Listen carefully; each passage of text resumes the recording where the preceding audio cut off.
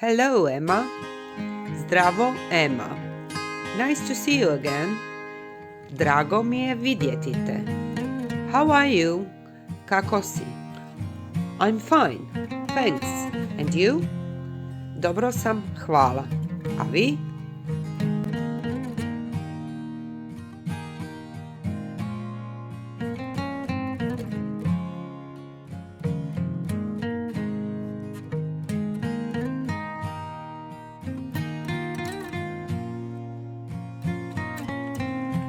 Very well, thanks.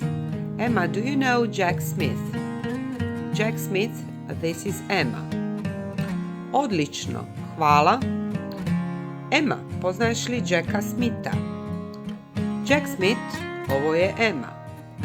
She is our project manager in Croatia. Pleased to meet you, Jack Smith. Ona je naš projekt menadžer u Hrvatskoj. Drago mi je da smo se upoznali, Jack Smith.